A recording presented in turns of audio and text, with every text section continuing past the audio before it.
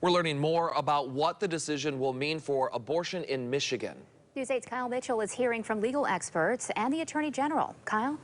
Emily and Tom, our state has a 1931 law that bans abortion. However, an injunction by the Michigan Court of Claims is preventing any enforcement of that law.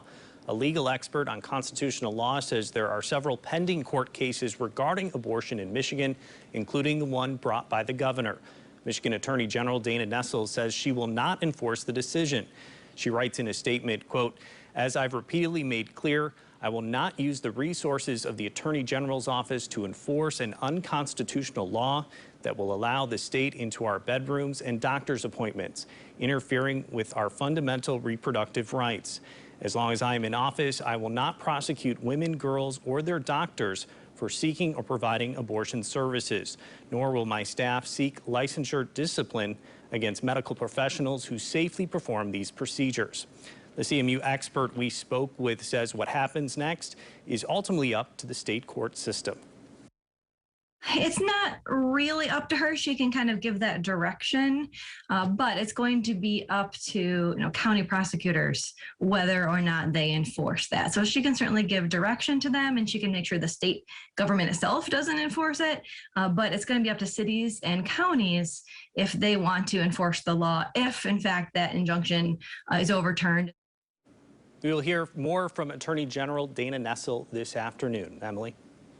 Kyle, thank you. And here's a look at how people in Michigan feel about abortion. You can see this ruling is unpopular here. We averaged out 12 Epic MRA polls from 2018 through January of this year. Nearly 54% say they were for abortion rights, roughly 39% saying they're anti-abortion. Our team coverage continues now with reaction from Planned Parenthood Michigan. News 8's David Horek is live from our Kalamazoo studio with what they had to say. David? Emily and Tom, Planned Parenthood executives tell us reporters that their hearts are breaking for those in states ending abortion access following today's Supreme Court decision. But they added that it's still legal in this state and they will continue to provide care as they also anticipate an influx of patients from other states as a result. We are reassuring them that we will be able to care for them today. We can provide them with their abortion that they came to us and that they want and need. We are trying to get that message out to everybody. Come to your appointment next week. Come to your appointment this afternoon. We are here for you. Abortion is legal in Michigan, and we're going to continue to fight to make sure that that remains. Abortion is healthcare, and it is essential that we maintain access to that healthcare in the state of Michigan. I do worry that people will be confused, so I can't say it often enough. Abortion is legal in Michigan. You can still access that care here today. The majority of people across this country believe that Roe v. Wade should not have been overturned and that abortion care should be legal. So everybody lift your voice and make that known. Just because the decision came down today does not mean it is the time to be quiet. We need your support. Pro-abortion rights protests are planned to take place in Detroit, Lansing, Grand Rapids, and Kalamazoo later today. But Planned Parenthood execs say they are calling on supporters to channel their emotions from today's announcement towards donating to abortion funds and providers. Tom and Emily, back to you.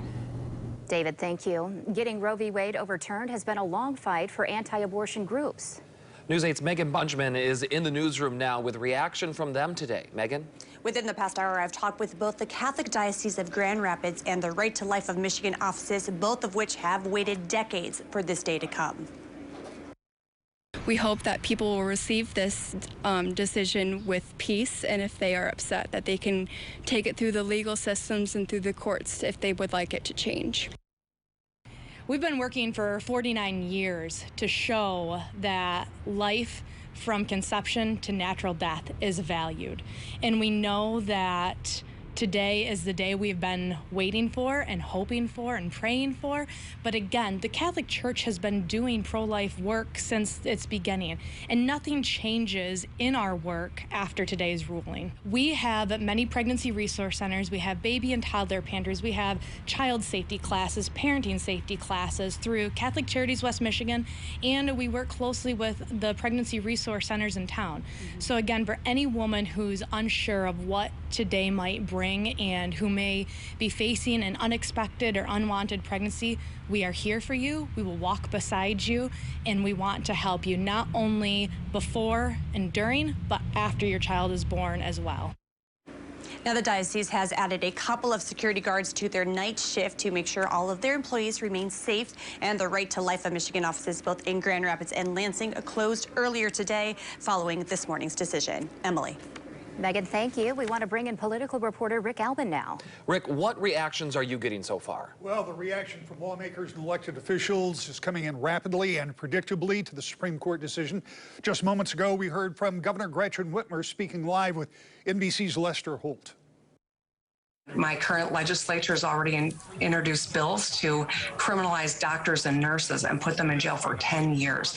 I mean, this is how high the stakes are right here in this important battleground state. And I'm going to continue to fight and veto every effort to make it harder for women. But this is a very scary moment. We've been talking throughout the morning that we all saw this coming, certainly that leak draft opinion and this hewed alongside it. What have you done in Michigan in anticipation of this ruling? Yeah, so I filed a lawsuit a few months ago, and a lot of people said, oh, it's too early, or it's not ripe, or it's, maybe this won't happen. I'm glad that I did. I am waiting for our Supreme Court to take action. We are anticipating that we'll be having a briefing soon, but time is of the essence. We won an injunction. One of our allies won an injunction, so the 1931 law is not in effect at this moment. Women still have the same rights we had yesterday, but it is precarious. It is on appeal, and that's why I'm hoping the Supreme Court will take my lawsuit up ASAP. Senate Democratic leader Jim Ananich said, quote, tomorrow we will wake up in an America that is less free than it was yesterday. The women of this nation will no longer have the guaranteed right to chart their own paths or make deeply personal and private medical decisions without government intrusion. Regardless of whether abortion is an option you would choose for yourself, one thing I know for sure is that it's not the government's place to decide it for you. Republicans, on the other hand, like 4th District Congressman John Molinar, had a different take. He said, this is one of the most wonderful days in the history of our country, and today's ruling will save millions of lives. The Supreme Court decision upholds the right to life for the most vulnerable people in our society, and each of their lives is special. I have always believed that future generations will look back on permissive abortion as a moral stand on our country's history, and today's decision will begin healing the errors of the past. And 2nd District Republican Bill Huizenga responded to the decision with this. Today's decision has been one common sense pro-life Americans have been waiting for. This ruling confirms there is no constitutional right to end the life of an innocent unborn child. The decision correctly restores power usurped by the courts to the states and the representatives elected by the people. While today's announcement is historic, the pro-life movement cannot waver in protecting these innocent lives. I will continue to stand up for the unborn in the days ahead and stand against those who seek to enshrine policies that embrace abortion on demand. Now, the reaction is coming in literally in torrents, with virtually every elected official weighing in. We'll continue to monitor it. I'll have more in later shows. Emily? Rick, thank you. Our crews will stay on this story throughout the day and in the days and weeks ahead. President Biden's expected to speak about the Supreme Court decision today at 12:30, and we will bring that live to you right here on News 8 when it happens.